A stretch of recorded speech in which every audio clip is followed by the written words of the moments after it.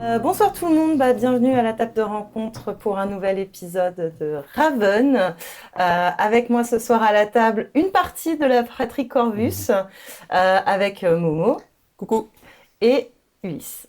Salut tout le monde. Donc ce soir nous sommes une fois encore frappés de malédiction, en tant que bon Corvus qui se doit. Multiples fois. Multiples fois. Puisqu'on a un absent imprévu, une blessure à la main et un Wi-Fi qui voulait pas marcher. Voilà. Moi, les chats m'ont juste mal regardé, mais je suis le plus chanceux du lot du coup. Mais du coup, voilà, c'est celui peut-être qui s'en sort le mieux ce soir. Donc, du coup, on va se lancer sur une reprise de Raven, puisque après tout, on ne s'est pas vu depuis avant l'été. C'est ça. En tout cas pour ce jeu-là. Ça remonte loin dans nos esprits. Se remettre dans le bain, mais les brumes extérieures de la saison, ça aide déjà à se sentir dans l'ambiance. C'est bon. Voilà. Bon, on s'est appliqué à essayer de sortir tous les épisodes avant ce soir, ce qu'on a réussi à faire. Donc déjà, c'est incroyable. C'est déjà un petit miracle en soi. C'est vrai. Mais ouais, effectivement, là, de toute façon, ce soir, ça va être en toute tranquillité. En toute intimité. Comme l'indique cette ambiance fort tamisée que nous avons ce soir. Alors on a une hâte toute particulière, c'est que dans Raven, pour ceux qui suivent un peu la campagne, on lance pas beaucoup les dés, parce que c'est très narratif, on parle machin. Aujourd'hui on est en présentiel et on a des dés. On a des dés, il y a des petits, vous les verrez peut-être pas, mais il y a des petits corbeaux dessus. C'est des dés officiels. Et il y en a il y en a aussi des noirs avec des petits chats dessus. Je sais pas si on voit au stream, mais Non, je crois probablement pas, mais il y a des petits chats sur les dés noirs et des petits corbeaux sur les dés blancs. Et du coup, c'est cool de pouvoir. Donc, on espère qu'on va lancer plein de dés, qu'on va se battre contre des trucs. Ce qui est tout à fait l'ambiance habituelle. L'ambiance exacte qu'on a dans Raven en général. Donc, on va chercher un donjon. Et on va donc trouver le donjon de Raven.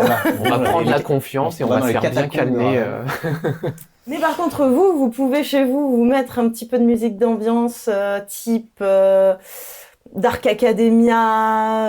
Il y a plein de playlists comme ça sur YouTube. Donc Dark Academia, je sais plus, il y avait Dark Royalty. Enfin, il y a des playlists comme ça dans cette plein de choses. Dark quelque chose, mais qu'il faut que ça soit donc c'est voilà. Dark, mais dark posé, classique, snob, subtil, aristocratique. Sinon mettez-vous la BO de The Fall of the House of Usher. Là, oui, c'est aussi, de Mike Flanagan.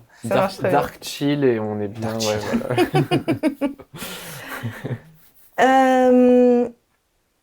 La dernière fois, on s'est quitté sur des morts. C'est vrai. Ce qui, au final, n'est pas arrivé si souvent que ça depuis le début. Mais des morts tout frais, ouais. Mais des morts tout frais, quoi. Ils sont morts. D'habitude, ils sont morts. Voilà, on les réinvoque parce qu'on leur demande plein de choses. Mais là, pour le coup, vous étiez sur des morts tout frais. Donc, ça a été un peu la cata parce que, du coup... l'ordre va se faire un plaisir de garder un œil sur vous, même si Lord J va essayer de faire du damage control et essayer de limiter un peu l'impact sur la famille. Mais bon, 3 frères Corvus qui se barrent d'une maison avec 2 cadavres à l'intérieur, c'est jamais bon augure pour vous derrière. C'est pas génial. Hachène dans le chat qui dit Mireille Dark, ça passe. Et écoute, oui. Oui. Mais comme vous êtes que deux ce soir, on va faire quelque chose d'un petit peu différent. On reprendra cette poursuite de la vérité sur l'histoire de Fabiano Capelli et c'est Sergeant Osgood, mais j'ai perdu le prénom là. Ouais, je sais plus. Mais et de sa bien-aimée qui n'avait pas été acceptée par la famille des Corvus, parce que comme d'habitude ils sont très snobs et que du coup la plèbe c'est pas leur truc. C'est pour ça qu'on a oublié son prénom d'ailleurs. La plèbe d'ailleurs. La plèbe, parce que c'est de la plèbe riche quand même, mais c'est de la plèbe riche sans titre de noblesse, donc c'est de la plèbe. Nous les bourgeois, on n'aime pas trop ça. Okay. Voilà, c'est un peu ça, c'est de la bourgeoisie marchande, c'est pas... Donc du coup, on va s'éloigner un petit peu de ça. On va se retrouver quand même dans la même temporalité. On est dans les jours qui suivent, donc la Terre s'est pas encore effondrée sur vos têtes. Peut-être qu'elle s'effondrera pas d'ailleurs, si Lord J fait bien son taf, après tout. Mais on est quelques jours après.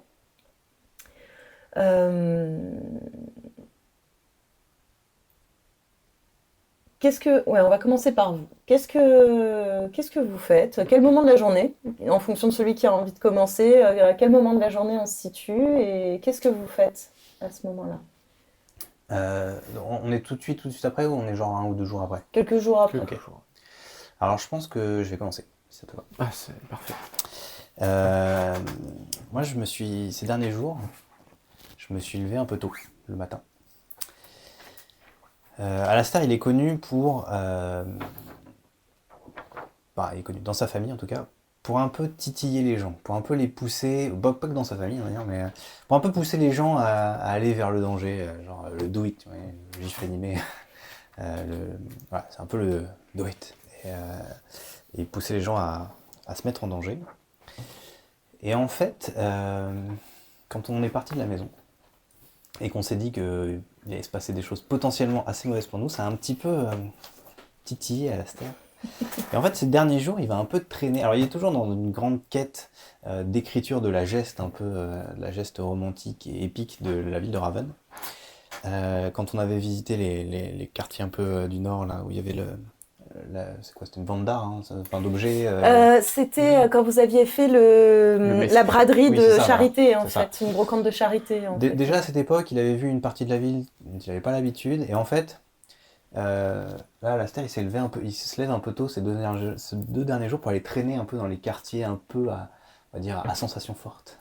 Tout en écrivant en fait. Il va faire, pour ceux qui connaissent un peu le style de journalisme gonzo, qui consiste à raconter de manière hyper subjective des événements en étant au cœur de l'action.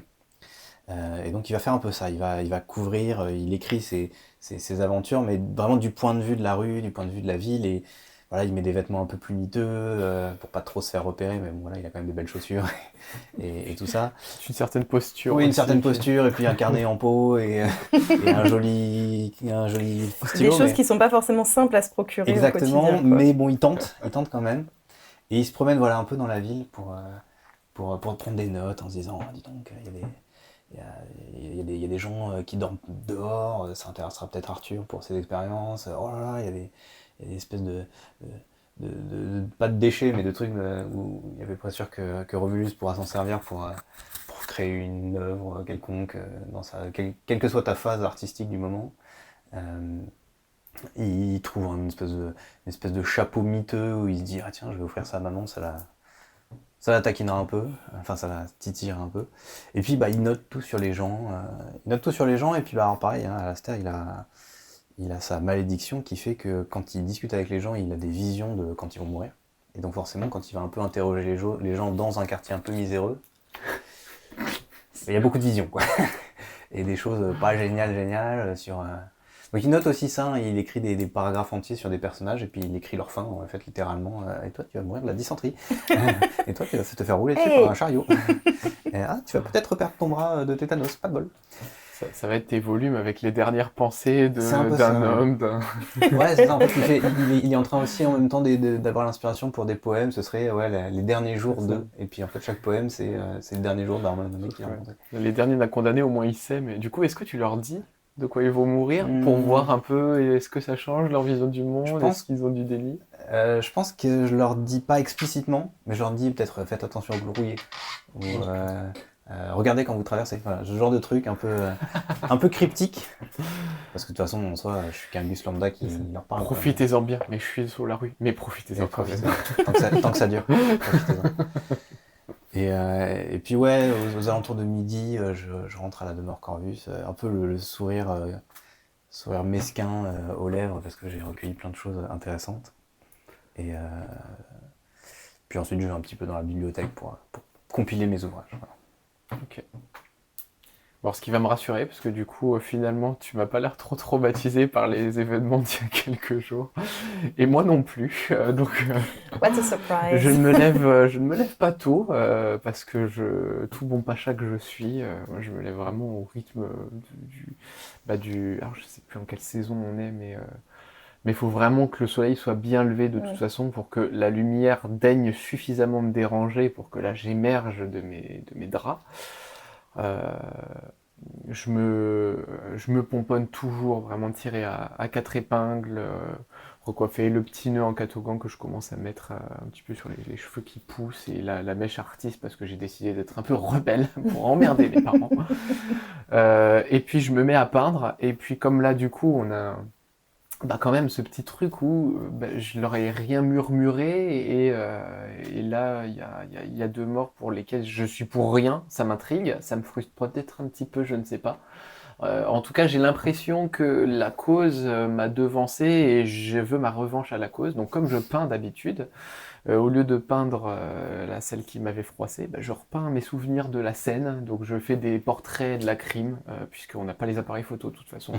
Donc je vais redessiner de mémoire un petit peu tout ce que j'ai vu, etc. Et puis je commence à relier. Alors des fois, flemme, ça dépend en fait de l'heure qu'il est, parce que ça c'est...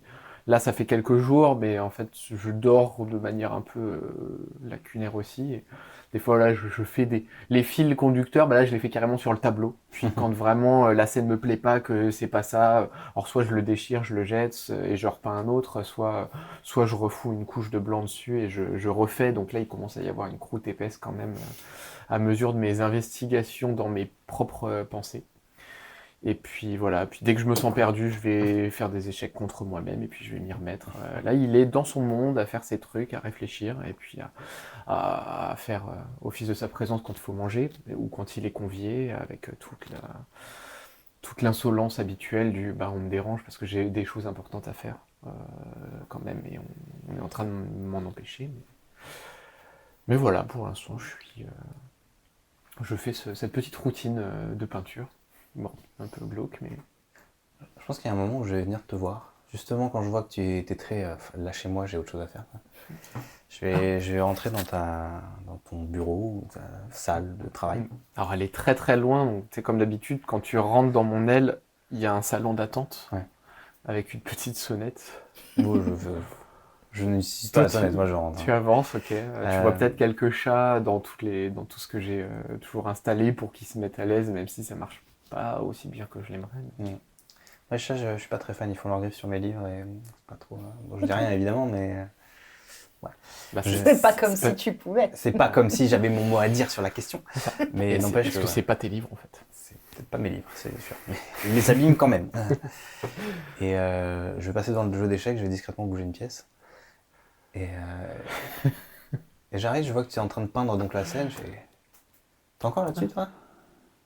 Ah bah tiens, tu tombes bien. Rends-toi utile. Tu en penses quoi ? Je pense que... T'as senti des choses, toi, qui as l'habitude de parler plus au glauque ou... Tu vois des choses... T'as discuté un peu avec ces gens-là ? T'as pas vu venir le truc ? Étrangement, non. Étrangement, non. T'as pas entendu des voix Non, moi, c'est plutôt visuel. Mais non, pour tout te dire... C'est un peu perturbant parce que habituellement, effectivement, plus je parle à quelqu'un, plus ça devient présent. Là, non. Tu aurais peut-être mieux fait de plus leur en parler. Toi qui loupes une scène, une fin de vie avant qu'elle ne se déroule, est-ce que toi aussi ça te frustre ? Que ça t'ait un petit peu échappé ? Je pense que ouais. En fait, là, je vais pas te le dire, mais je pense que ouais, ça frustre la sphère de ouf. Et T'as quand même entendu quelque chose. Hein. Oui, j'avais entendu quelque chose. Oui, puis je sais que tu l'as entendu. Je sais pas si tu lui dis volontairement, pas volontairement pas, mais pour rappel, voilà. Pour rappel, oui, il y a le traître et il te l'a balancé quand il te serrait la main ou... Ouais. Et il l'a entendu avant d'y aller, il a entendu en y étant, il s'est fait traiter très bizarrement par le. Et après, il s'est repris le majordome, mais ça, je l'ai vu. Hein, donc. Mais j'ai quand même pas vu la fin de... Tu sais toujours pas pourquoi. Ouais. Ce qui doit te rendre particulièrement. Ce qui est probablement la raison d'ailleurs pour laquelle je vais un peu essayer d'enquêter sur la mort de plein d'autres gens pour vérifier que ça marche encore. Est-ce que je l'ai encore ? Est-ce que ça marche ? Est-ce que j'ai encore le mojo, tu vois ? C'est bon, je les vois encore mourir. C'est un peu ça. J'ai encore des visions. J'avais perdu ma raison de vivre. Du coup, je vais te dire non, tu sais, écoute. écoute, voilà, ça doit être un truc un peu étrange qui arrive de temps en temps. Mais n'y pensons pas, je veux dire, c'est passé. Voilà. Je pensais que c'était un bon moteur pour te rendre utile. Et je pose du coup un peu avec dédain mon pinceau. J'étais en train de rayer du rouge justement. J'analysais la scène là plus que de la repeindre. Je me dirige rapidement et nonchalamment vers les pièces d'échecs et tu vois que j'ai un temps d'arrêt tout de suite. Je reste fixé sur l'échiquier que tu as foutu en l'air. J'ai bougé une pièce. Ouais, mais ça me foutu en l'air. Et tu J'ai vois. peut-être même interverti 2 pièces. T'as tout caché. Ouais, et tu vois que je fiche dessus et là, il se passe quelques secondes, mais tu vois clairement que là, je suis bloqué. Et je dis, tu dis que je peux me rendre utile, mais justement, j'aimerais bien. J'ai un projet artistique à te proposer. J'ai été en ville pour saisir un peu, tu vois, l'air du temps, l'esprit de la ville en ce moment. Et j'ai compilé, voilà, des portraits de personnes que j'ai rencontrées, de passants, et je voulais te proposer de dessiner ces portraits, mais tu vois, tels que la vision que j'en ai eue. Est-ce que ça te dirait qu'on combine nos talents? Et du coup, j'attrape l'échiquier qui se plie pas. C'est vraiment un gros truc en bois massif qui doit coûter une blinde évidemment, mais on est des Corvus et on se fait plaisir. Et je lève lentement le truc, tu vois les pièces qui commencent à glisser, puis je lève un peu plus et il y a tout qui tombe par terre. Je repose. T'as fini ta partie? Oui, faisons ça. Non, mais de toute façon, il n'y a plus rien qui a de sens en ce moment. Et je fais... Donc vraiment, il n'y a rien qui t'est venu? Non. Et je sais pas, vous aviez l'air de vous connaître avec le majordome. Nous connaître, c'est un grand mot. Peut-être qu'il m'avait vu passer à l'occasion où je traînais dans les cafés du centre-ville. Non, il m'a salué. Et il insulte les passants de traîtres aussi, comme ça? C'est une étrange manière de saluer. Écoute, je ne sais pas ce que tu as entendu. C'est probablement pas ce que tu penses. Je ne sais pas vraiment ce que je pense, puisqu'il n'y a plus rien qui a de sens, je viens de te le dire. Bon, faisons ton projet. On n'avance pas avec toi, cher frère.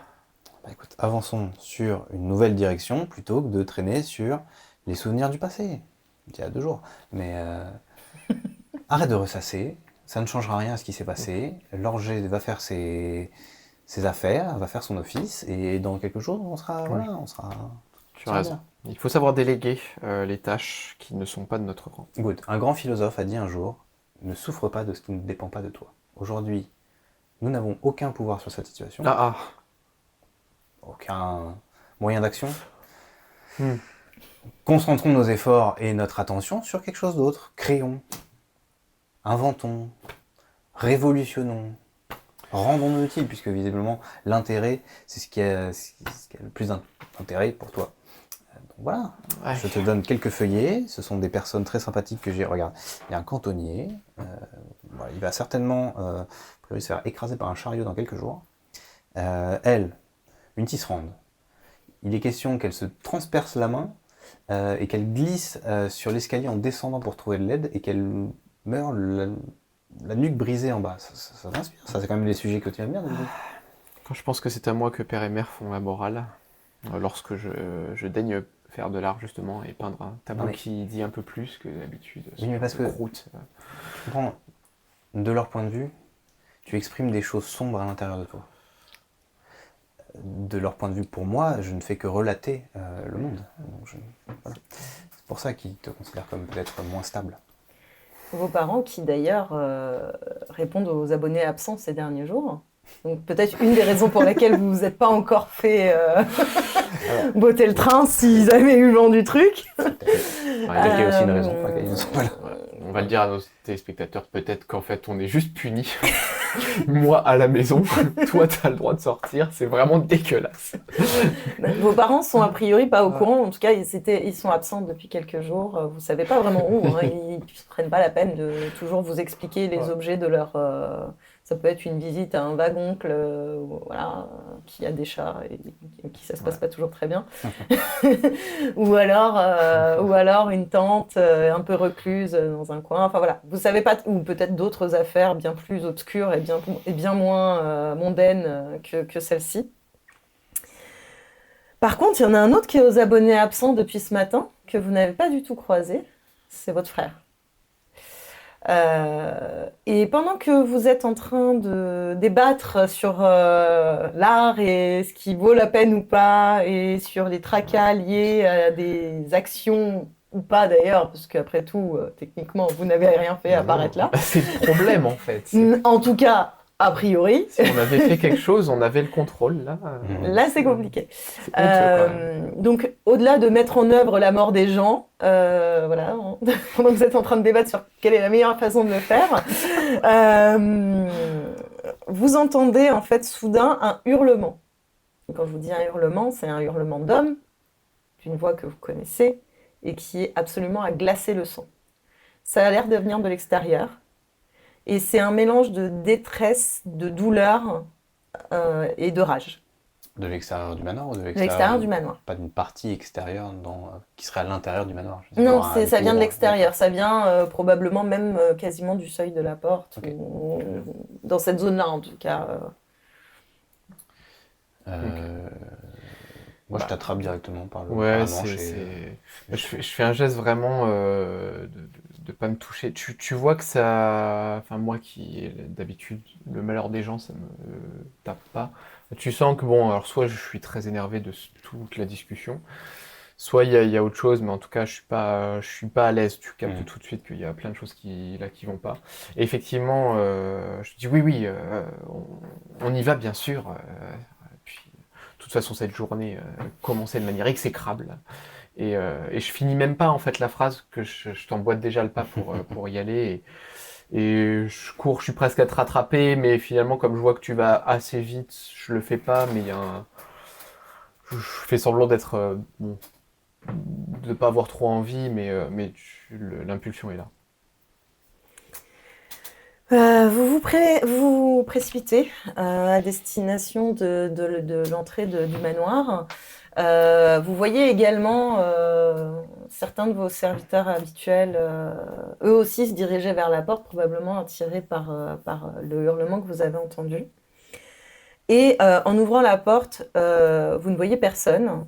Cependant, vous entendez de nouveau un hurlement. Mais il paraît plus loin. Il a l'air d'être plutôt en direction du lac que vous avez sur votre domaine, qui est un endroit en général qu'on évite parce que la brume, alors pas sur les berges, mais sur le lac lui-même, la brume est un peu constante. Elle a du mal à se résorber.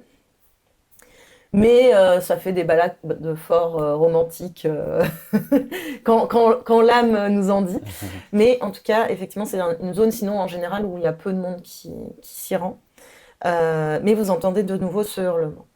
C'est la voix d'Arthur ?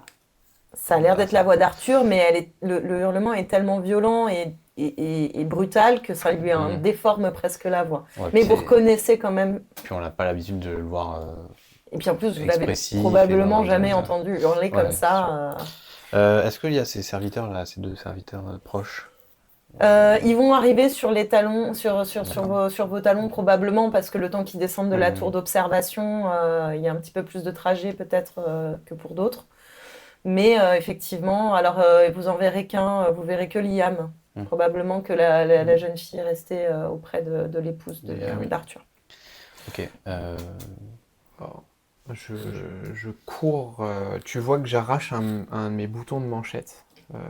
Qui sont des boutons soit en argent ou en machin, enfin bref, le truc, un vuitton de l'époque quoi. J'arrache un bouton sans trop hésiter en fait, il y a vraiment, et je sprint le plus vite possible en direction, enfin pour aller à la rencontre d'Arthur. Ok. Ouais, je vais suivre peut-être un poil moins rapidement. Un peu moins rapide. Mais je talonne. Je sais pas si je suis très rapide, mais le plus vite que moi je peux faire.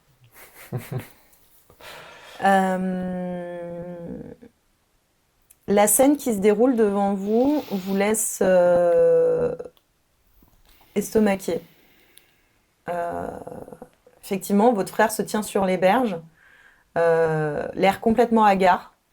Il a d'ailleurs pas ses lunettes qui porte tout le temps, qui masquent ce regard bleu électrique là qu'il a et qui est très dérangeant généralement. Elles sont nulle part en vue d'ailleurs, vous savez pas trop où elles sont. Et il a vraiment les yeux écarquillés comme s'il était terrorisé ou comme s'il avait complètement perdu l'esprit, hein, tout simplement, hagard, etc. Mais même lui qui est toujours très soigné dans son apparence, etc., là on se rend compte que en fait ses tenues, sa tenue est complètement débraillée, sale. Euh, vous soupçonnez même à la forme de la jambe de son pantalon que le mécanisme qui permet de soulager un peu sa jambe habituellement a probablement cédé à certains endroits parce que la forme de la jambe est un peu étrange. Il se regarde comme ça, il a les mains contre lui comme ça. Et en fait, quand il va vraiment se tourner, pas vraiment vers vous, il réalise même pas que vous êtes là en fait. Vous allez vous rendre compte qu'en fait, il a les mains pleines de sang. Et en fait, il va continuer à hurler comme ça, et il va se toucher le visage et du coup laisser ses traînées rouges comme ça sur ses joues. Et il a l'air complètement ailleurs en fait. On a l'impression qu'il n'est pas avec vous à ce moment-là. Et cette vision complètement anormal, mais au-delà de anormal, parce que qu'est-ce qui est normal, pardon, je suis dans ma Nornécorus, mais ce côté bruyant, violent, agité, etc., va trancher avec le paysage derrière d'un lac qui est d'un calme olympien, et ce qui rend les choses encore plus brutales, probablement. Et vous voyez notamment aussi que les corbeaux ont l'air d'être à l'écoute, presque comme si c'était de la musique à leurs oreilles. Ils ont l'air d'apprécier le moment, ils sont là, ils se rassemblent, alors sans s'approcher vraiment parce que l'orée des arbres est un petit peu loin par rapport à cause du lac. Mais on sent qu'ils sont là, leur présence, ils volent autour de votre frère au-dessus, un peu comme le feraient des vautours ou des choses comme ça. Presque comme s'il y avait quelque chose dont ils pouvaient se délecter à ce moment-là. Et en fait, votre frère va finir par tomber à genoux. Et il va commencer à se balancer. Et en fait, les cris vont se taire, mais vont se transformer en un espèce de gémissement. Ok. Alors je lui glisse mon bouton de manchette dans la main. Je vais utiliser ma magie, parce que c'est le... Donc il fonctionne par les chuchotements, les caresses et les cadeaux. Mais bon, ça... Alors mon objectif étant de le calmer, de lui apaiser ses émotions, mais ça va rester tout aussi glauque que peut l'être mon personnage. Mais du coup, je vais lui mettre une main très tendre dans ses cheveux qui sont ensanglantés, du coup, comme il a mis la main partout sur la tête. Et tu sens même que c'est poisseux, que... Il me semble qu'il a les cheveux un peu longs, Arthur, si je me trompe pas. Tout ce qui est habituellement bien attaché ou bien coiffé, là, tu sens que ça fait presque presque comme des dreads, en fait, un peu, parce que ça s'est aggloméré comme ça avec le sang. Et du coup, je mets la main comme ça, sans aucun dégoût. Il y a une sorte de tendresse, mais très froide quand même. Ça fait presque... si moi-même j'étais une poupée. Donc je lui glisse ce bouton de manchette. Je ferme sa main ensanglantée. Je le caresse et je lui chuchote dans l'oreille. Chut, ne t'en fais pas. Ne t'en fais pas, cher frère. Il n'y a aucune raison d'avoir de la peine dans ce monde de fous, car soit tu l'es, soit c'est lui qui ne vaut qu'une... Il suffit juste qu'il s'écroule, alors ça ne sert à rien de t'en faire, de toute façon rien dans la vie ne vaut la peine de se faire autant de soucis. Et, je dis juste, laisse-toi aller au silence, même le désespoir n'a pas de valeur finalement. Et je chuchote ça donc c'est de la manipulation des pensées, des passions, des émotions, etc. Là, c'est vraiment pour le mettre en léthargie. Hein. qui lâche tout, que ce soit de la En, souffrance, les pensées, mais je veux juste en gros, là, en fait, c'est une espèce de camisole magique, à Ouais, défaut d'un médicament je qui serait lui... pour le calmer. Ah ouais, là, Là, c'est je lui ça, mets mais un version calmant. magique, en Ouais, fait. c'est ça. Ok. Je lui calme Donc, tout l'idée, ce c'est qu'il pas de ressent. le soigner, entre guillemets, de ce qu'il a, mais plutôt de réussir à ce que la crise Ouais, passe un minimum, ouais, c'est quoi. ça. Bah, en fait, qui pense plus aux choses douloureuses, mais qui t'a plus pensé vraiment du tout. C'est genre, comme si vraiment, là, ouais, je le shoot, hein. Enfin, Ok. Tout ça pour jeter un dé, quoi. Non, je rigole. Et oui. Avoue-le. Ah, vous Eh oui. Non, mais du coup, donc, ça va être un jet pour un twist magique, Yes. puisque tu vas utiliser ta magie. C'est ça. Donc, toi, tu fais ça avec quoi comme personnalité? C'est Alors, quel trait de personnalité? typiquement, c'est sur ma fierté, la source de ma magie. Mais là, comme il est plus en lutte, là, il était en train de. Ah, il était d'être prostré. il était complètement prostré, etc. Donc après, je vais le faire sur le côté. Alors, je sais pas si on peut changer, parce que de base, c'est ça. C'est plutôt sur la fierté, mais si. Mais il n'y a pas gentillesse ou empathie en fait, puisque je suis un Corvus. C'est vrai que là, je suis en train de me dire quelle autre manière de le faire, mais Passionate, mais... ouais, mais tu vois, même pas passionné, c'est vraiment irrationnel et tout, alors que là, c'est plus genre non, bah ça vaut pas la peine. Je prends juste ça. C'est presque limite plus rationnel qu'autre chose. Je l'allume d'une philosophie complètement noire. Nihiliste, ça rentre dans Ouais, quoi? voilà, Est-ce c'est que, du est-ce nihilisme que le plus qu'autre nihilisme, c'est chose. une forme de passion, tu vois? Je suis passionné par le fait que rien n'a de sens. Et je pense que c'est justement, ouais, c'est parce qu'il y a rationnel, je crois. Dans Proud, t'as action avec détermination, hein, Moi, je Ça me va dirais aussi, soit hein, ça. ça, soit la partie rationnelle, en fait. Dans le Hmm. sens où tu essayes de à la fois prendre le contrôle, mais tu vois, il y a le Ok. côté de façon prudente ou Ouais, machin. mais je vais le faire sur ouais, Ça dépend de ce que tu veux faire. sur le rationnel parce que justement il est plus en train d'hurler, etc. J'ai pas envie de prendre le dessus et du coup je laisse pas non plus ma magie s'exprimer à fond. Là je me dis bon allez en plus je sais les conséquences que ça peut avoir donc je la fais en douceur pour la contrôler le plus possible, l'apaiser comme je peux. Mais ouais je vais le faire plus sur le rationnel. Ok. Et ben du coup, on a de ton côté, donc ta personnalité, donc le rationnel, chez toi, c'est Je 2, je suis crois, deux, hein. ouais. Donc ça te fait déjà 2 dés chats. On va les sortir du Qui sont truc des que tu puisses lancer. magnifiques petits dés noirs. Ah oui, on va tout sortir. Est-ce que tu as une tendance qui est appropriée?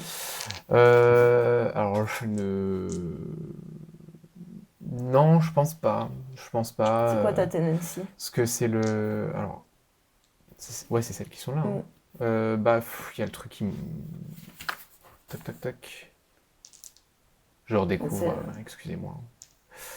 Non, c'est ça. En fait, c'est plus quand je suis sur la fierté, etc. Parce que je tolère pas qu'on remette en cause ce que Ah je oui, non, fais, là, mon dans ce hiérarchie. cas-là, c'est pas J'aime quelque pas qu'on me chose. dise ce que je dois faire ou ce que je suis.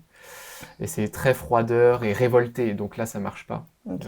Là, c'est plus pour être tendre, donc c'est pas dans ma tendance. Je considère que tu as un déchat en plus pour l'aile en aide parce que tout simplement, il parle du fait qu'il y a une connexion. Là, pour moi, c'est ton frère et en plus de ça, tu es en contact physique avec lui. Et c'est une magie que tu connais pour le coup, que tu maîtrises. T'es pas en train de tenter un truc Oui. que tu n'as jamais fait avant. Là, c'est rare que je le fasse pour faire du bien plutôt que du mal. De toute façon, ça ira pas au-delà d'un dé. Pour moi, le fait que tu sois connecté et qu'en plus c'est ton frère, très bien. Je pars du principe que voilà. Est-ce que tu l'aides ou pas? Est-ce que tu peux l'aider ou Bah, je peux l'aider, mais en vrai, je vois pas trop comment, parce que je vais pas appuyer son propos. Tu veux dire Non, que si, tu n'adhères pas à peut-être philosophie? Moi, je vais peut-être t'aider d'une façon très simple, c'est que je vais arriver, je vais prendre Arthur dans les bras. Je vais essayer de le calmer, pour le coup, un peu physiquement, comme une étreinte simplement, un truc très simple et instinctif, et tu vois, très primal, quoi, le contact, la chaleur de la chaleur de la famille en plus. C'est vrai qu'on a beau être hyper moqueurs les uns avec les autres et se taquiner, voire plus, beaucoup, ça reste le sang, ça reste les frères. Et puis on se rappelle de l'épisode Oui. où toi tu étais absente du coup qu'on a fait quand ils étaient enfants, où quand même il a pris le pli de le suivre pour s'assurer qu'il reste en sécurité. Et je pense que c'est quelque chose malgré tout qui reste ancré en vous, c'est ça De mémoire, de toute façon, moi je suis le grand frère. Oui, c'est toi le plus grand et Arthur c'est le deuxième. Donc ça reste mon petit frère. Et donc voilà, je vais t'aider comme ça, en fait, simplement en allant le prendre dans mes bras et en essayant de l'allonger un peu, de le mettre dans une position plus confortable que ce qu'il est, et en laissant en fait justement Romulus pouvoir lui dire tout ça et en essayant de faire en sorte que Arthur soit attentif et voit Romulus. Parce que quand il est complètement prostré, il le voit pas forcément. Et là, je le mets dans une position pour le rassurer, mais aussi pour qu'il voit Romulus. Ok, très bien. Et je pense que c'est déjà pas mal. Il n'y a pas de sacrifice particulier. Est-ce que le bouton de manchette compte comme un sacrifice? Non, c'est juste mon médium, c'est mon cadeau. Ok. Donc ça, c'est t'aider. Donc t'en as 4, 5 je crois. Je suis à 3. 3 plus l'aide, plus l'aide de... Moi, je suis à 2 plus moi le lien, pour l'instant. T'as 2 pour la personnalité, 1 plus le fait qu'il y a la connexion, le lien et tout ça, et 1 plus pour l'aide, donc ça en fait 4. Voilà. De mon côté, de mon côté non, parce que c'est toi qui vas les lancer, mais sur les dés corbeaux, le niveau de menace, menace, c'est pas forcément une menace directe physique, vous savez, c'est le niveau de difficulté tout simplement. Notre personnalité, c'est déjà un peu une menace pour nous-mêmes. Ça va de 1 à 3, et je vais pas aller sur le Sick Mist, donc parce que pour l'instant je l'utilise pas. Donc on va dire 2. Ok. Pour le Maelstrom, c'est 1. Et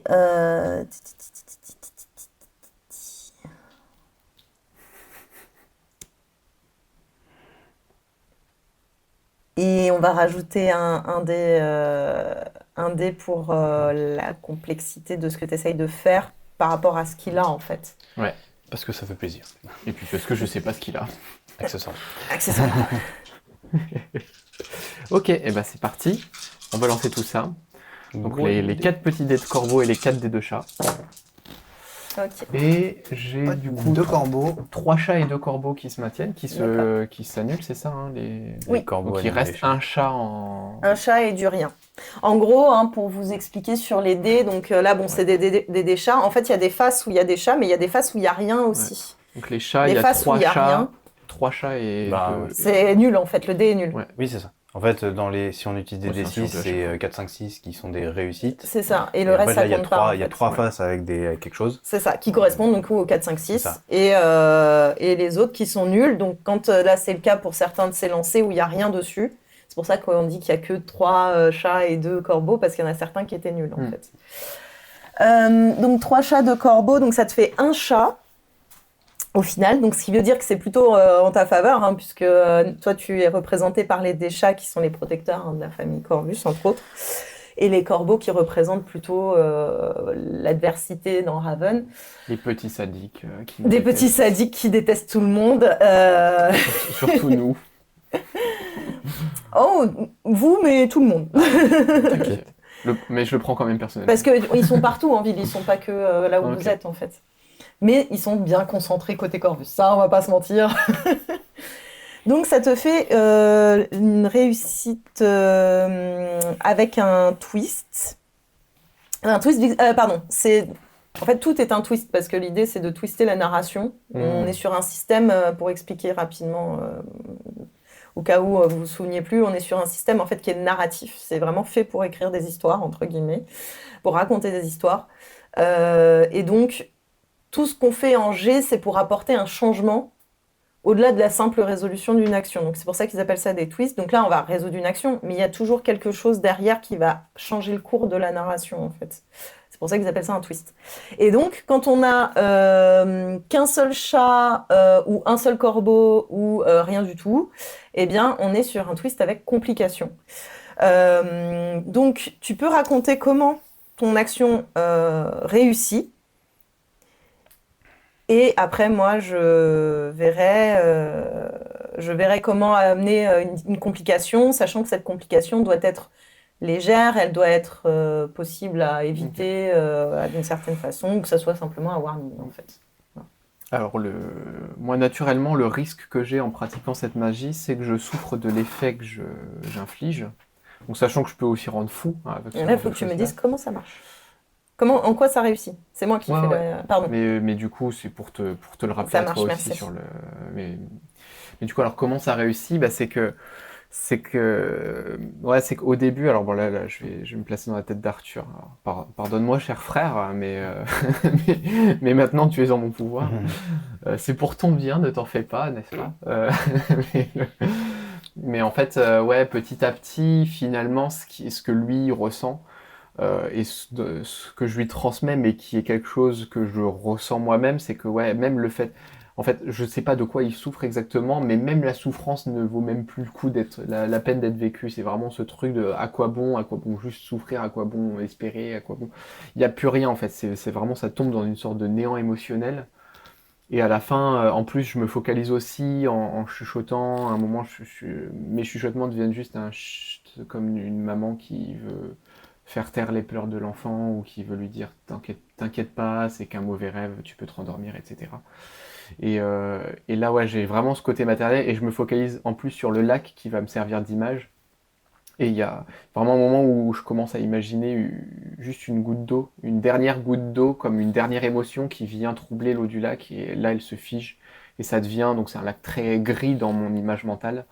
Et il n'y a plus que vraiment, ouais, c'est une grande surface aqueuse grise, et il n'y a plus rien. Et ça, c'est le paysage mental d'émotions que je lui projette pour que là, il n'en ait plus aucune temporairement et limite que là par épuisement il va finir par s'endormir ou vraiment juste plus avoir de force et au moins il souffre plus quoi mais là juste il pense plus.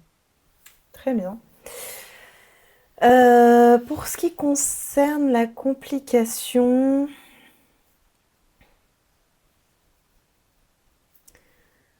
je pense que je la ferai intervenir un peu plus tard, si c'est OK avec toi. Ouais, bah, parfait.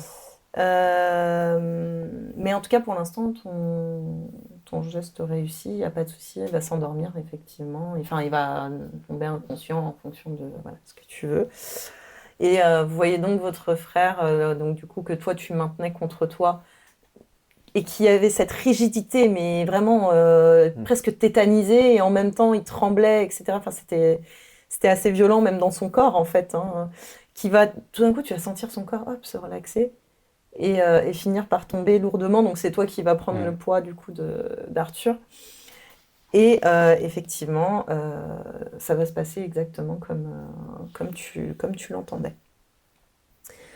Liam va se précipiter vers son maître et père adoptif, hein, on n'oublie pas.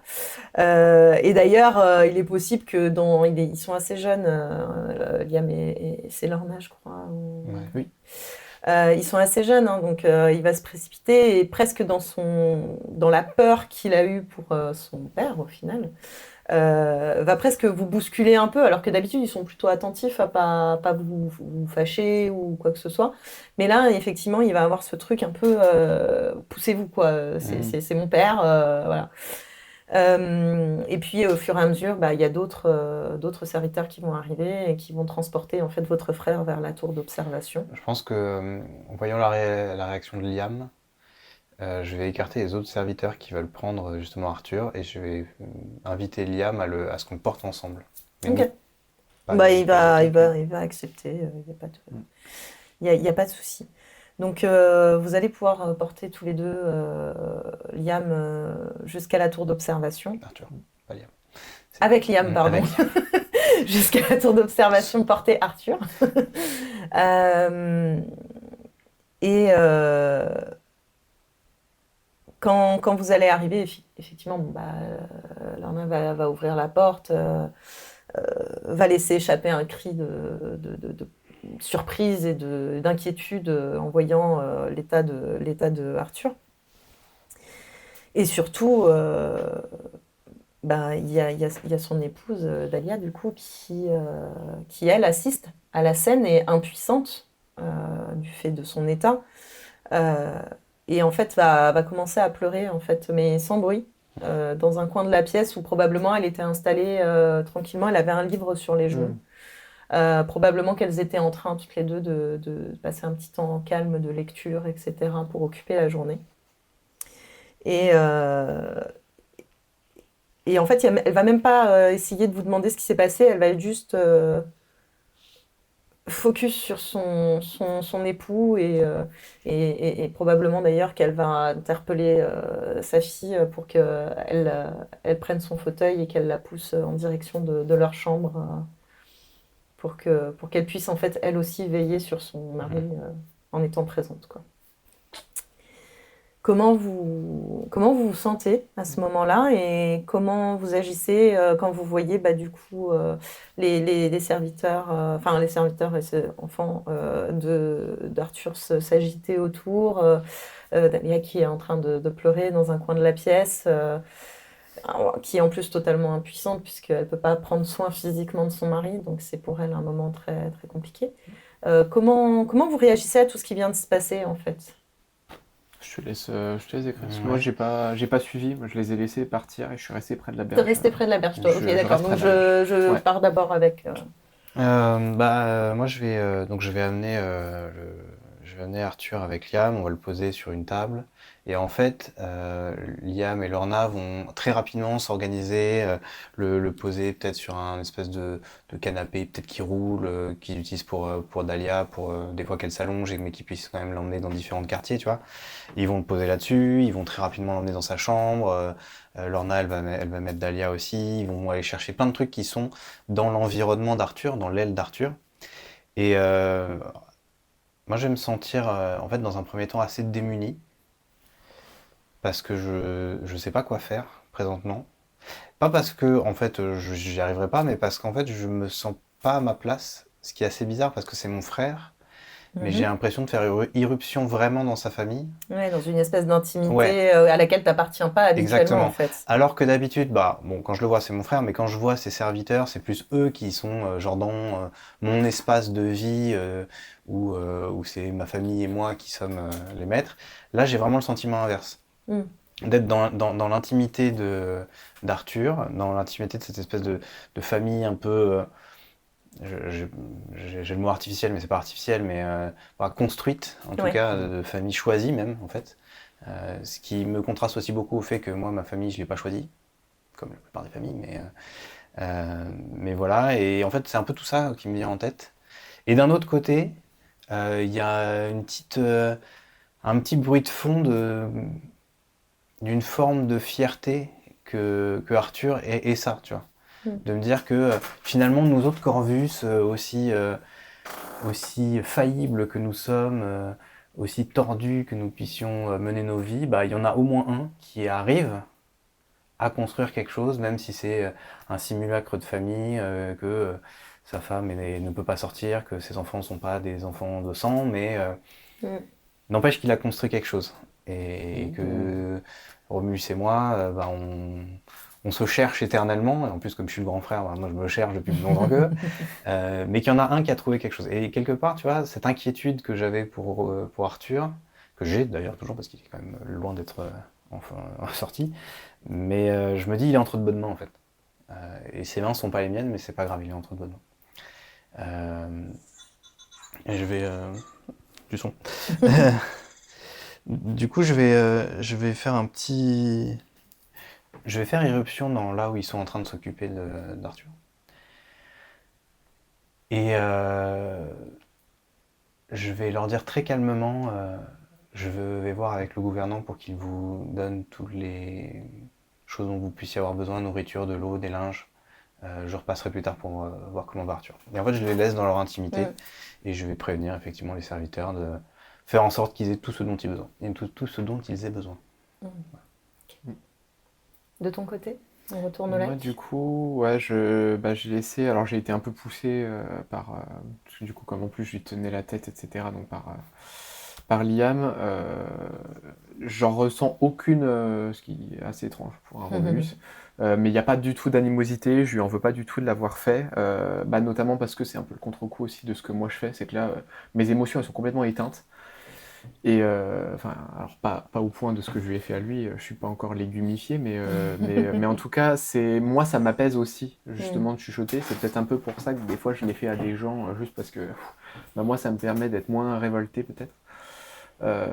Mais là, du coup, il y a ce moment où je sais que de toute façon, faut pas que je force non plus. Et donc je reste un peu sur les berges, un tout petit peu. Enfin, c'est un peu humide, mais tant pis, je me suis déjà explosé un bouton de manchette. C'est pas grave si je suis un peu sale. J'enlève mes bottes que je délaisse, et puis je vais mettre. Je regarde ma main qui est pleine de sang, l'autre aussi un petit peu, parce que je lui caressais le visage, la joue, etc.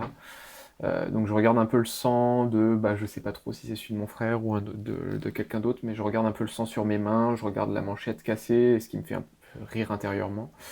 Et tout calmement, je vais commencer à nettoyer le sang sur mes mains et à me mettre les pieds dans le lac, puis me détendre en fait, regarder la rive comme ça.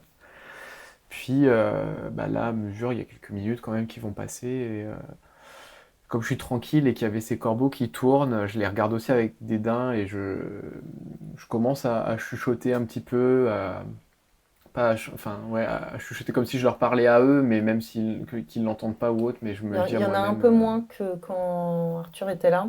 Ok. Il y en a encore, bien sûr, toujours. Surtout quand il y a un corpus qui se balade dehors. Ouais. Mais tu en as un petit peu moins, et probablement d'ailleurs que vous êtes, enfin toi peut-être plus que les autres, t'as rendu compte que en fait il y en a une partie qui les a suivis un peu façon Ah oui. cortège un peu macabre, Ouais, et ils sont probablement beaucoup posés sur la tour d'observation. ils arrivent à être plus glauques que nous, Ok, je respecte. Mais il y en a encore, Mais donc ouais. effectivement tu peux. En fait, ouais, je les regarde, mais même limite, et je me remémore la scène où ils tournaient, etc. Enfin, je me le dis, en fait, je le pense, mais du coup, c'est une pensée que je chuchote, à peu près sur le même ton que là je fais, mais voilà. Mhm. Qu'aujourd'hui, les corbeaux dansent dans les cieux, comme de manière triomphale. Profitez bien du spectacle, cher corbeau, car j'ai cru comprendre que vous êtes des volatiles avec une bonne mémoire, et moi, je sais que vous vous êtes déjà envolé et que vous faisiez moins les fiers devant une petite gamine blonde. Un jour je rirai beaucoup et je vous lancerai les galets à mon tour. C'est une promesse que je vous fais ce soir pour vous êtes moqué de mon frère.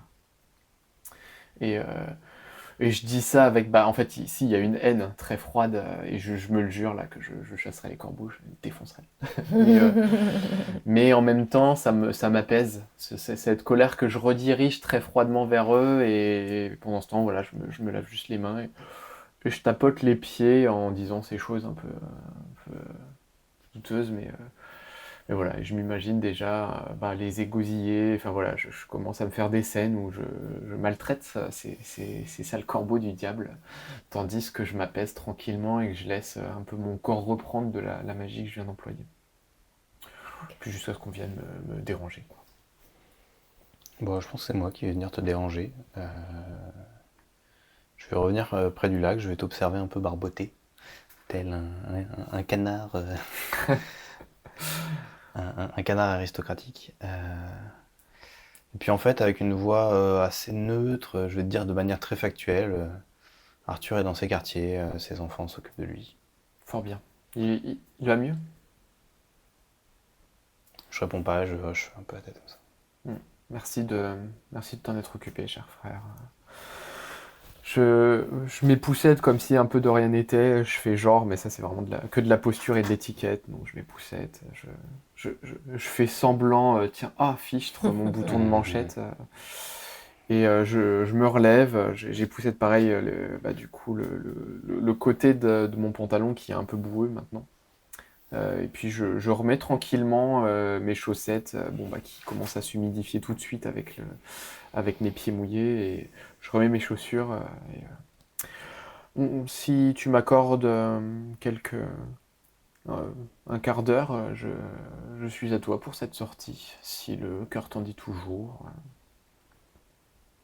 Oui. Enfin, à moins que nous ne soyons conviés, que père et mère se pointent à ce moment. Et puis je me dirige tranquillement. Et je m'arrête un peu près de toi, comme si j'allais faire un geste, puis je me ravise et je vais juste me changer. Ok.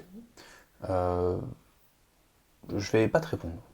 je vais juste hocher la tête et je vais t'attendre dans mon salon.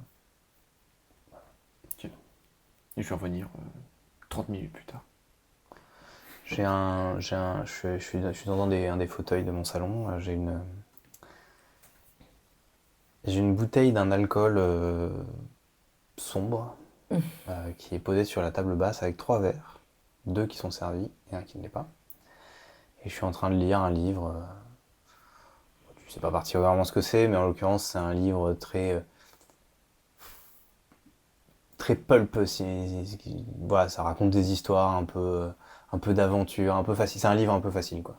Qui est pas très bien écrit. Et c'est vraiment, tu m'as déjà vu lire peut-être ce livre quand je suis un peu perturbé. Tu sais que c'est un peu pour me changer les idées.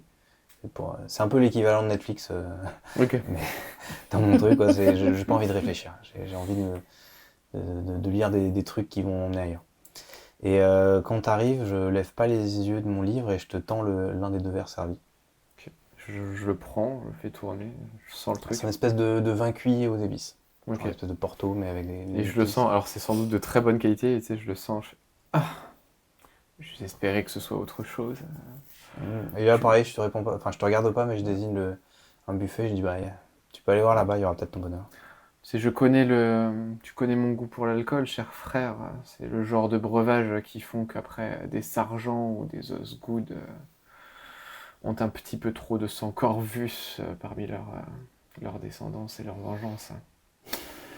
Écoute, il y a un peu trop de sang Corvus qui a coulé aujourd'hui pour que je reste à jeun. Et tu vois, du coup, je dis ça super délié. Je sais pas. Voilà. C'est donc à ça que ressemble la décadence. Puis je le bois. Je le bois et je fais vraiment tout le dédain possible. Je sais pas si je l'ai aimé ou pas. Je le pose. C'est une des premières fois que tu m'as vu boire de l'alcool. C'est vraiment un truc que je déteste faire. Et j'aime bien te voir l'alcool. Et Voir j'adore boire. critiquer ceux qui boivent de l'alcool, quel que soit même le meilleur petit vin pour la dégustation un tout petit peu, je vais déjà critiquer. Et là, je le fais, du coup, je bois. Tu constateras quand même que la décadence, ça réchauffe un peu les tripes et le cœur. Oui, un bon feu dans l'âtre aurait suffi, mais très bien. Je t'accompagne dans ton deuil, dans ton malheur. Au bout d'un moment, je vais relever la tête de mon livre, un peu pensif. Et tu vois, toujours, je te regarde pas du tout. Je te dis, tu t'es déjà imaginé quand nos parents vont mourir? Non, tu sais que je mens. Non, pas du tout. Je vois pas de quoi tu parles. Mais tu vois que c'est une sorte de mensonge coupable très bien mais c'est un mensonge coupable, c'est pas juste. Moi, ça m'arrive, mais pas tant sur ce que je ressentirais. De la tristesse, j'imagine. Peut-être. Mais sur ce que ça va impliquer sur notre monde. Et pareil, tu vois, je dis notre monde en désignant en fait les murs. Ce manoir, son équilibre, les gens qui y habitent. Ça fait si longtemps qu'on vit ensemble, comme ça, que lorsqu'il y en a un d'entre nous qui part, tout change. Eh bien, son aile se vide, et puis les chats y reprennent leur place. Et pourtant, même si on se voit pas si souvent que ça et qu'on pourrait imaginer que la disparition d'un de nos proches nous affectera que de manière minime, c'est quand même l'effondrement d'une partie de cet organisme géant qu'est le manoir Corvus. Oui, effectivement. Je t'avoue que je ne pense pas trop à ça, mais quand est-ce que tu t'imagines ce genre de choses? C'est quand tu pratiques ta magie, là? Parfois, quand je suis seul à déambuler dans les allées de la bibliothèque et que je regarde sur les rayonnages l'histoire des Corvus et tous ceux qui sont passés avant nous, qu'on n'a jamais connus, de me dire qu'à un moment ou un autre, on finira tous sur ces rayonnages, un bout de l'histoire de cette famille décadente? Est-ce qu'on sera oublié? Est-ce qu'on aura un impact sur les générations futures? Alors, si tu as peur d'être oublié, tu trouveras peut-être un moyen comme notre tante de d'hanter un petit peu les lieux. Ça fait bien longtemps qu'on n'est pas allé lui parler. Non, on ne me parle pas de hanter, de rester sous forme de fantôme. Ce serait absolument atroce. Peut-être que toi ça te plaira, mais moi, déambuler à essayer d'effrayer des gens ou de se morfondre sur la condition de sa vie, très peu pour moi. Hein. Que je disparaisse et que je retourne à la nature. Brûlez-moi, brûlez toute la librairie, toute la bibliothèque, enterrez-moi avec des... Ne m'enterrez surtout pas. Faites des livres avec mon corps si vous voulez, mais je prie chaque jour pour que jamais mon âme n'erre dans ces couloirs. Ce serait d'un ennui. Ouais, mais la tante Lénore a l'air de... Bon, c'est parce qu'elle ne sait pas qu'elle est morte, mais... Écoute, c'est... Oui, non, mais je ne sais pas, je n'ai pas trop d'avis sur la question. Je t'avoue que ça m'arrive de... Non, c'est pas très agréable quand je pense à la mort des membres de notre famille. Mais ça t'arrive quand même. Je me mords la lèvre. Quand j'en appelle à ma magie, les scènes qui me viennent, et surtout un rêve me revient beaucoup. Oui, où vous mourrez. C'est pas très agréable. Enfin, le moment est très neutre, mais le fait est que quand je vous vois mourir, c'est de mes mains. Intéressant. Tous ensemble? Non, ça dépend. Un après l'autre? Si tu veux tout savoir, la méthode change. Tu vois que je commence à me froisser un peu. Et tu vois, je te regarde, pour le coup, je te regarde vraiment, mais tu me vois sortir un petit carnet. Comment ça? Alors, je te défends de consigner ça.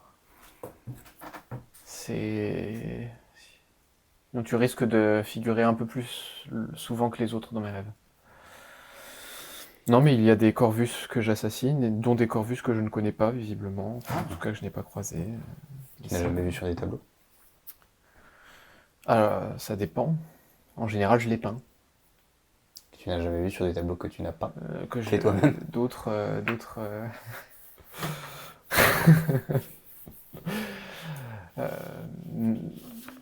Peut-être. J'ai tendance à oublier pas mal de choses aussi. C'est tout ce qui faisait partie de mon rite d'initiation. J'ai l'impression que Père aime qu'on oublie certaines choses aussi en ce qui concerne notre magie.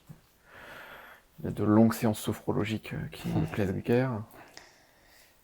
Est-ce que tu voudrais que nous allions consulter les archives de la famille, compulser les portraits de nos aïeux, pour essayer de savoir retrouver... qui j'ai tué? Ben oui. Non, c'est absolument immonde. Et peut-être qu'il y a un message de nos ancêtres qui viennent te guider. Peut-être que tous ceux que tu tues dans tes rêves sont en fait ceux qui ont accompli des choses qui te permettront de, je sais pas, de te projeter, d'aller de l'avant, de sortir un peu de cette phase. De révéler mes passions cachées? Non, ça, je pense que tu les révèles bien assez toi-même. Non, mais je regrette déjà de t'en avoir parlé. Je pose la main vraiment sur toi, je sais que t'aimes pas ça. Et, tu sais, je m'inquiète pour toi.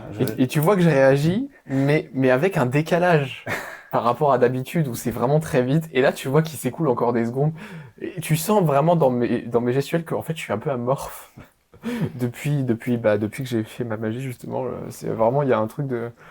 Ça me déplaît toujours autant, mais plus tard. Il y a un temps de latence pour la réaction. Non, mais je m'en fais pour toi parce que voilà, tu es enfermé dans ton aile, tu ne sors pas. Écoute, toi, tu sors trop. Non, c'est... Un point partout. Au centre.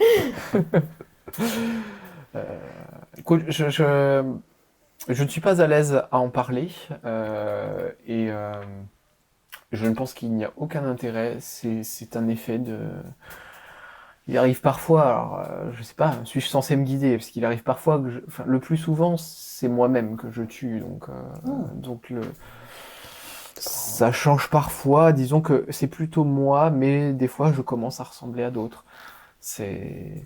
Ah, bref, je m'étais parfois imaginé en parler avec Arthur. Il s'avère que je commence à parler avec toi et ça me confirme bien que tes boissons sont vraiment un immondice qui fait ressortir le plus de bêtises possible. Je crois que le terme exact, c'est ça délie les cœurs. Écoute, chacun sa vision de la chose. Si tu veux reprendre un verre, d'ailleurs, serre-toi. Non. Sur ces entrefaits-là, est-ce que donc vous allez continuer à discuter un certain temps, j'imagine Ah bah, vas-y. Moi, je vais me resservir. On décompresse comme on peut, on C'est s'envoie ça. nos pics. Est-ce que vous décidez du coup de rester au manoir ou vous changez vos plans ou est-ce que vous décidez de faire la petite sortie que vous aviez prévue finalement? Est-ce que tu relances le sujet de la sortie?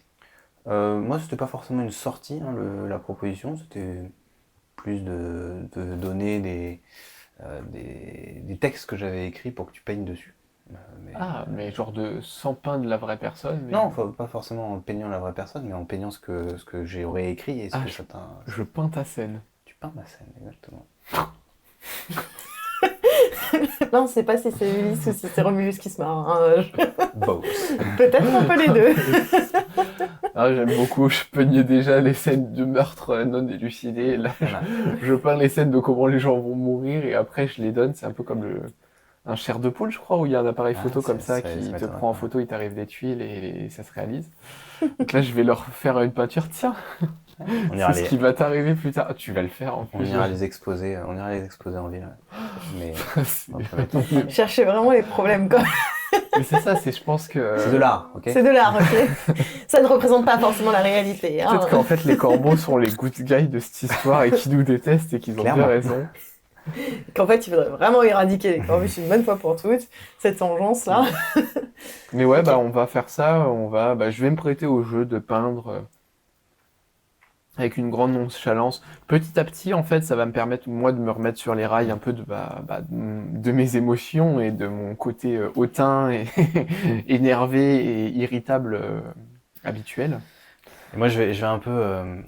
tu vois, je vais te proposer de choisir une des personnes dont j'ai fait le portrait et je vais un peu déclamer le portrait, tu vois, genre... Hawthorne Langdon, né dans une rue, mort dans une autre. Et puis je vais vraiment faire une espèce d'exercice de déclamation un peu absurde. Enfin, tu vois, j'en fais des caisses vraiment, mais c'est pour t'inspirer. C'est pour te donner un peu, tu vois, les images. Et je me prête au jeu parce que pourquoi pas. Et en fait, je l'avouerai pas, mais ça m'intrigue quand même. Et du coup, je décide de me prêter au jeu. Et les tableaux sont dérangeants, bien faits. Tu vois qu'il y a il y a un truc en fait. Et à chaque fois, c'est extrêmement dérangeant et il y a un côté fascinant. Ils sont extrêmement glauques. C'est vraiment. En fait, tu t'es heureux que ce soit pas toi qui soit peint ou Enfin, tu sais que ces paroles-là, t'es à toi et t'aimerais pas que je te peigne quoi. C'est la première chose qui te vient à l'esprit quand tu vois la peinture. Je suis perturbé et content de l'être entre guillemets parce que du coup, ça veut dire que je t'ai un peu stimulé et tout ça. Et je suis content d'avoir un peu ressorti ça de toi. Voilà. Ce qui va se passer. À quelques couloirs de là, même à une aile de là, dans la tour d'observation, Arthur est allongé, d'une pâleur plus pâle qu'habituellement, donc pâleur extrême. Des gouttes de sueur perlent sur son front. Il est relativement immobile, si ce n'est un léger tremblement de ses mains qui trahirait un quelconque stress. Autour de lui s'activent ses serviteurs qui vont tamponner des linges qu'ils ont rafraîchis dans de l'eau sur son front, s'assurer qu'il est bien installé, et il y a probablement Liam dans un coin qui est en train d'essayer de régler l'espèce d'attelle qu'il a à la jambe. D'ailleurs, vous êtes peut-être pas rendu compte, mais sa canne est manquante. Il n'avait pas de canne quand on était au bord du lac. Donc comment il s'est déplacé jusque-là alors qu'il a quand même pas mal de mal à marcher sans s'appuyer dessus. Euh, donc il est en train d'essayer de rebricoler un peu le mécanisme pour que ça puisse au moins faire son office. Euh, Il n'a pas retrouvé la canne. Pourquoi elle en tout cas, elle est nulle part en vue dans la Mm. pièce. Donc a priori, elle n'y est pas. Et en fait, le sort que tu as lancé, enfin la magie que tu as appliquée à ton frère, a effectivement donné l'impression qu'il s'était apaisé. Et il s'est apaisé d'une certaine façon, physiquement. Mais en fait, ça va fonctionner comme une espèce de camisole. Donc en fait, il ne peut pas bouger. Mais le film continue à se répéter dans sa tête. D'où ces quelques signes de transpiration, de légers tremblements des mains, Il le ressent etc. pas, mais le trauma sera bien là, quoi. Alors, petit aparté, Yann, j'espère que tu es content de ne pas avoir été là aujourd'hui, puisque je suis en train de torturer ton personnage, littéralement. Et en fait, la scène est vraiment surréaliste enfin, d'une gravité dans ce qui se passe à ce moment-là. Sa femme est inconsolable, hein. Elle a les yeux rouges, gonflés. C'est vraiment très difficile pour elle. Ses serviteurs font bonne figure, mais eux aussi, on décerne une certaine rougeur sur le bas des yeux, etc. Qu'ils auraient essuyé peut-être un peu trop vivement. Et tout ça se passe dans un silence absolu, qui est seulement dérangé justement par les cliquetis de Liam en train de travailler sur les mécanismes. À l'intérieur de la tête d'Arthur, par contre, c'est une autre histoire. C'est du bruit, des hurlements, des corps étalés au sol, sans vie. Aucun doute là-dessus, puisque c'est lui-même qui tient l'arme dans ses mains. Des visages apeurés, des visages pleins de défis aussi. Et inlassablement, encore et encore, il va se débarrasser des personnes qui lui font face, qui sont vêtues d'une tenue blanche. On est dans un espèce de chaos presque guerrier, en fait, à ce moment-là. Et au moment où il baisse les yeux sur les derniers corps qu'il vient de faire tomber à ses pieds, il va pousser un cri intérieur et ses yeux vont s'ouvrir.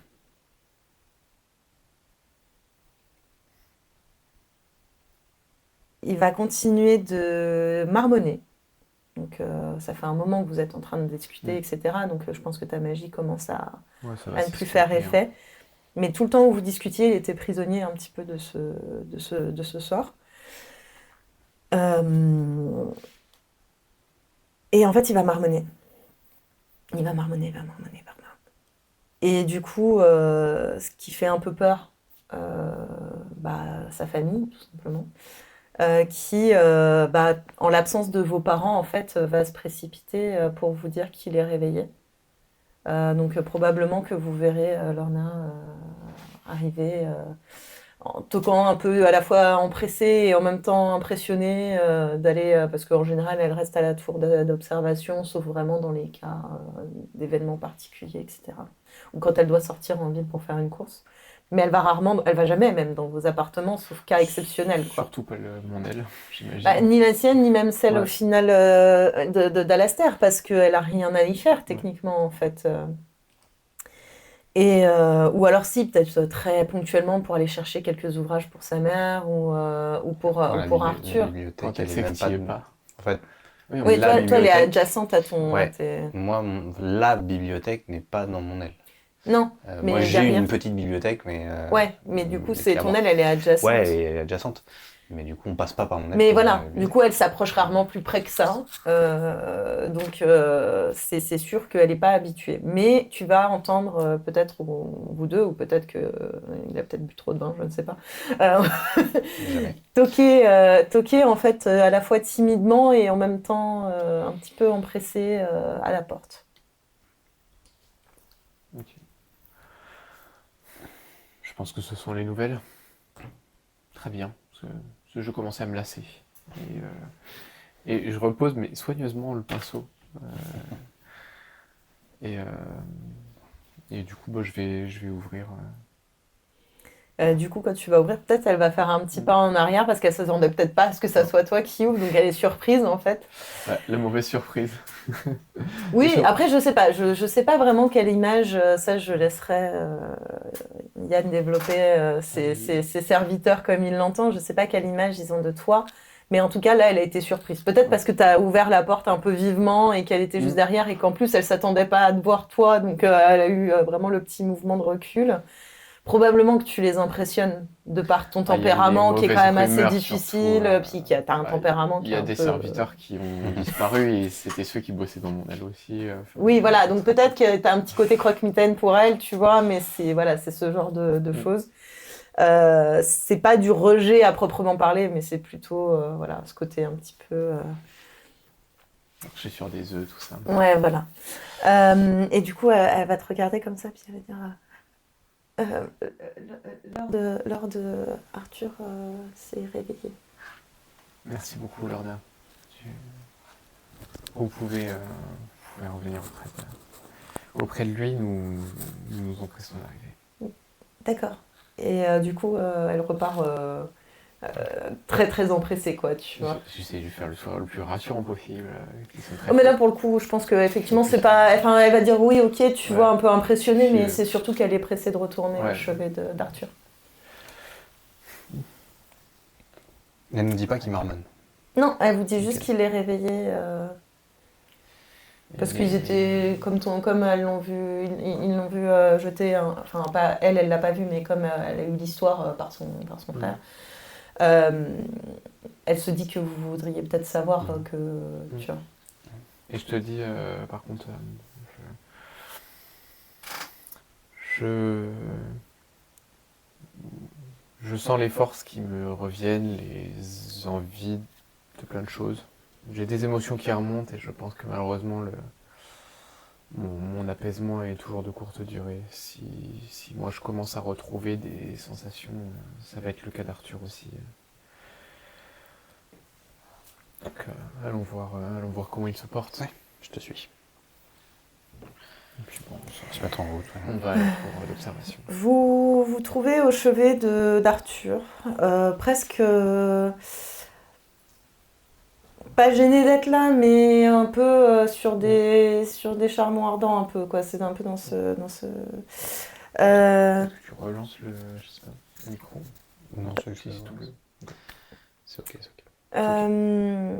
Donc oui, un petit peu, ouais, vous marchez un peu sur des œufs, etc. En tout cas, l'ambiance, elle est pesante. Et en fait, vous avez effectivement Arthur qui est assis dans le lit et qui a les bras serrés autour de lui, en fait, qui balaye un peu la scène, le lieu du regard, mais en fait, un peu comme, pas dans un état aussi violent que ce que vous aviez vu au bord du lac, mais toujours aussi agité, avec ce côté, il regarde, mais il regarde pas ce que nous on voit à ce moment-là.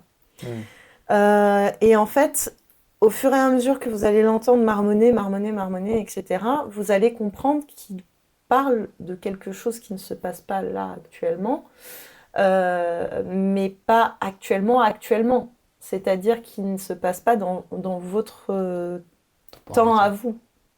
Okay.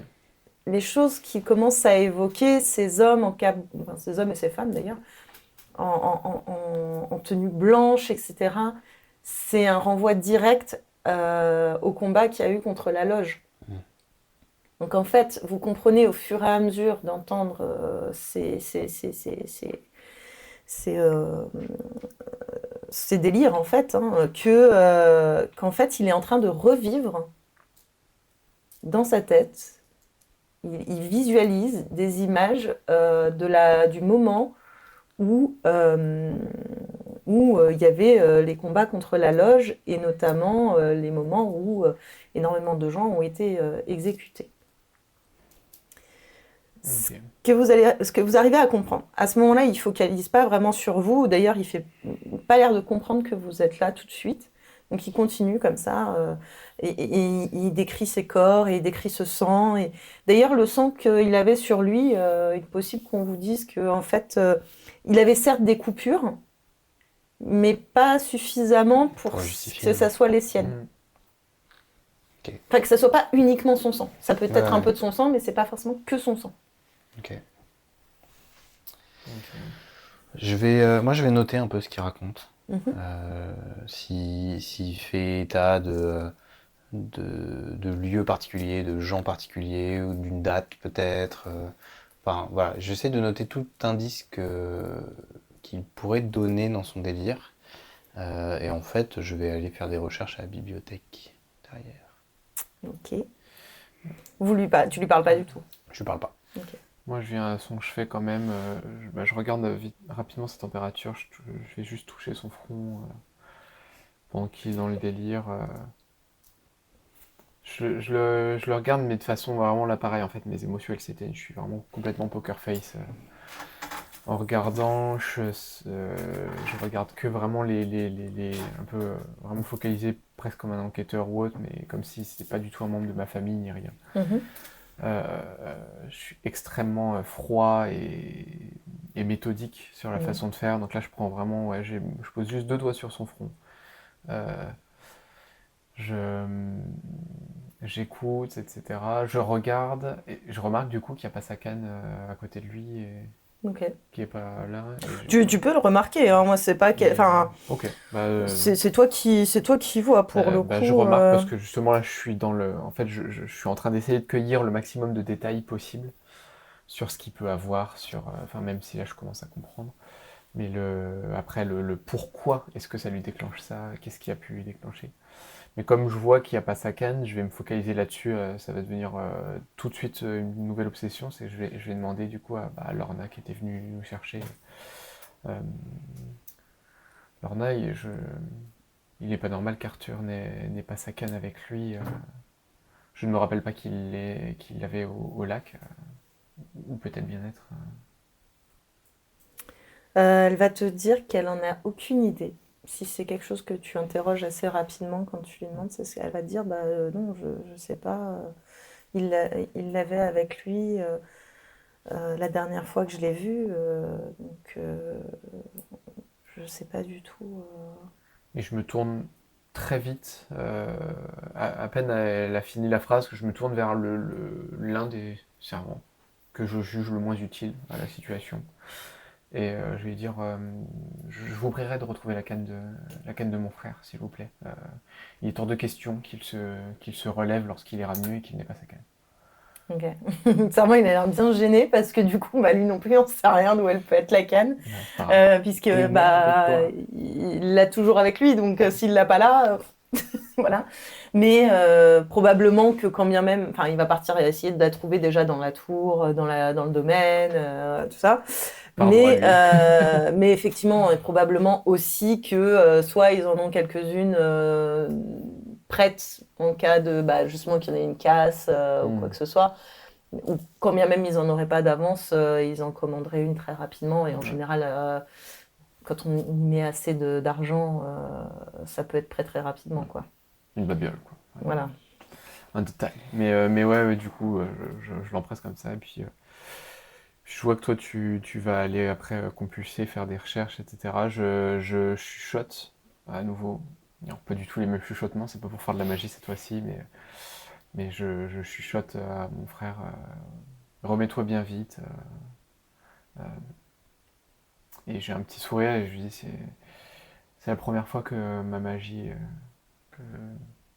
est destinée à quelqu'un que j'apprécie.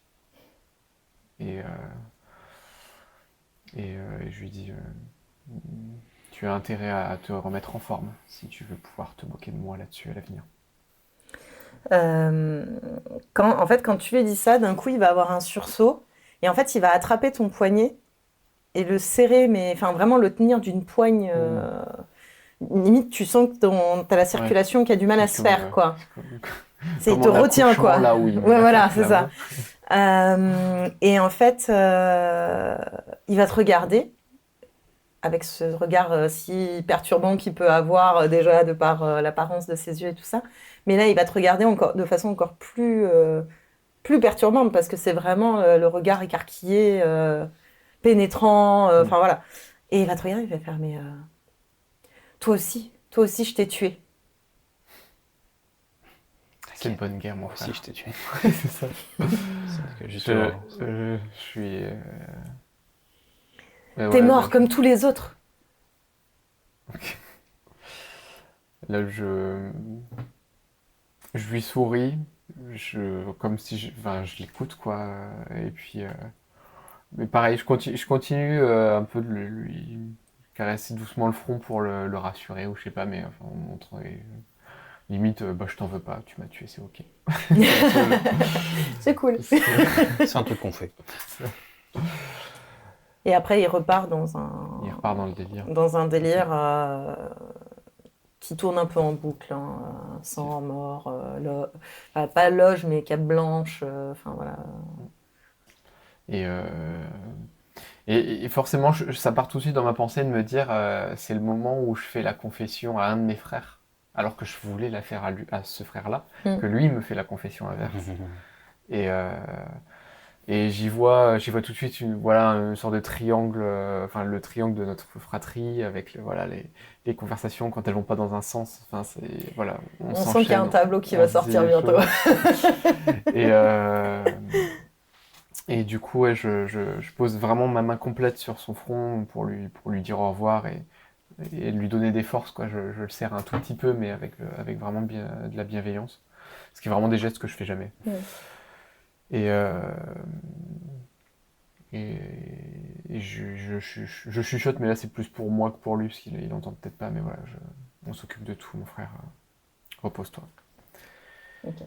Et je vais te rejoindre. Tu vas devoir quand même décrocher. Enfin, tu vas pouvoir partir, hein, mais en fait, tu vas être obligé de desserrer légèrement et tu auras en fait la marque de ses doigts vraiment imprimée. Okay. Probablement que ça laissera un bleu plus tard, parce qu'il t'a vraiment serré très fort. Mais c'est une partie qui marque pas tant que ça, mais peut-être sur le début de l'avant-bras, tu vois, tu auras la trace de ses doigts dans les jours qui viennent. Et limite, je regarde un peu la marque et bah, je me dis que ça va faire ça, mais ça me fait rien du tout. Je retrousse juste la manche et puis je vais juste voir son épouse aussi. Je vais voir Dahlia. Et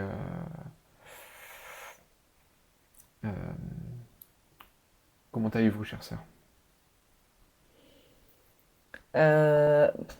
C'est vraiment, là, elle est au 36e dessous. Je sens qu'elle n'est pas trop en capacité de me parler non plus. Non, parce qu'en fait, elle va essayer de te répondre, mais en même temps, comment allez-vous avec son mari dans cet état-là? En fait, elle est en train de sangloter. Elle a des espèces de hoquets en disant il faut qu'on trouve, faut qu'on le soigne, il faut que. Je sais pas ce qu'il a, je sais même pas où il était. Mais là, comme je vois qu'elle en sait pas, qu'elle n'a pas grand-chose à me dire à part qu'elle se sent mal, je lui dis on s'en occupe. Okay. Elle va te remercier pour ça d'ailleurs. Hein. Elle va avoir un regard sincère envers toi, comme elle peut l'avoir souvent dans les échanges, comme elle fait partie des rares personnes avec qui tu es gentil. Avec qui je suis gentil, oui voilà. Elle va avoir un regard reconnaissant et elle va en fait juste hocher de la tête et en fait laisser les larmes couler, quoi. Ouais. Et puis je regarde ça. Il y a un côté où je me dis, j'imagine que c'est une bonne chose, là, qu'elle puisse un peu se laisser aller, etc. Sachant que c'est des choses, enfin, c'est des émotions que je ne peux pas faire, celle qu'elle là, elle est en train, elle, de faire. Et du coup, je regarde ça parce que j'en suis vraiment incapable. Ça me fascine un petit peu et je me dis, bah, j'ai au moins permis ça à quelqu'un. Et puis après, je vais me décrocher de cette, parce que dès que ça commence à virer à l'obsession, je me dis non, celle-là, j'ai pas envie de la voir parce que c'est malaisant pour elle. Et donc je lui fais un dernier sourire et un tout petit peu gêné cette fois-ci et du coup je vais retrouver mon frère.